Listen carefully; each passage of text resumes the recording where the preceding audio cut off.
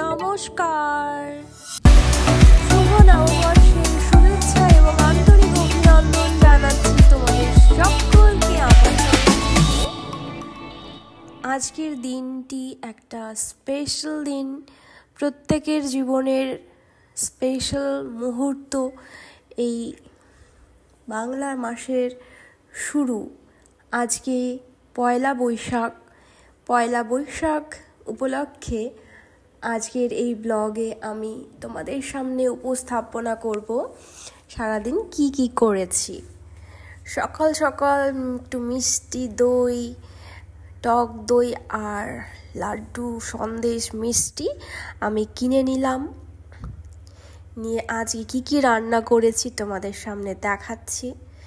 আজকে বানিয়েছি বিরিয়ানি, পনিরের সবজি আর বানিয়েছি শুকনো মাছ এর চাটনি। দেখো কীরকম হয়েছে একটু জানাবে। তারপর সাজুগুজু করে নেব, নিয়ে একটু শপিং করতে বেরিয়ে পড়ব। রান্না বান্না মোটামুটি আমার কমপ্লিট। এখন সবাই মিলে খেতে বসেছি। খেয়ে দিয়ে তারপর বেরিয়ে যাব শপিংয়ে। আজকে কিন্তু মাটন বিরিয়ানি বানিয়েছি। সকাল সকাল বাজার নিয়ে এসেছি মাটন, তারপর ডিম, সব কিছু সবজি, পনির, এগুলো বাজার নিয়ে এসে সকাল সকাল রান্না করে নিয়েছি। রান্না কমপ্লিট, এখন আমরা খেতেই বসেছি। তোমরা দেখতে পাচ্ছ, অবশ্যই বুঝতে পারছো। তাড়াতাড়ি এবার আমি রেডি হয়ে নেব। আমি আজকে কি শপিং করেছি সেটা তো তোমাদের শুরুর দিকেই দেখালাম।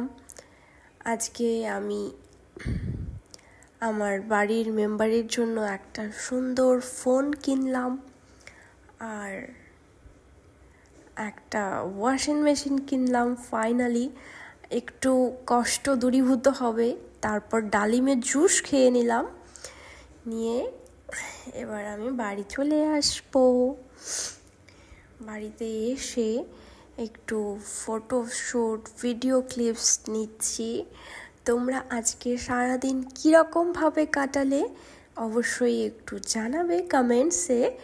সবাইকে আমার তরফ থেকে শুভ নববর্ষের প্রীতি এবং শুভেচ্ছা। বড়দেরকে আমি প্রণাম জানাচ্ছি, ছোটদের আন্তরিক ভালোবাসা। সবার প্রতি আমার অনেক প্রার্থনা, অভিনন্দন জানাচ্ছি। ভগবান সবাইকে ভালো রাখুন। তোমরা কীরকমভাবে তোমাদের স্পেশাল ডে সেলিব্রেট করছো কমেন্টসে জানাবে কিন্তু। আজকে এই ছোট্ট ব্লগে আমি তোমাদের সাথে নববর্ষ সেলিব্রেট করলাম। সবাই মিষ্টি মুখ করুন। সবাই আজকে পরিবারের লোকজনকে সময় দিন, একে অপরকে সময় দিন, সবাই মিলে খেতে বসুন, সবাই অনেক আড্ডা দেবেন, সবাই হ্যাপি থাকার চেষ্টা করুন। আমি যতটা টাইম পাই আমার পরিবারকে দেওয়ার চেষ্টা করি।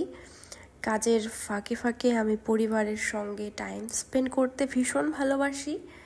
পরিবার আমার কাছে ভীষণ ইম্পর্ট্যান্ট।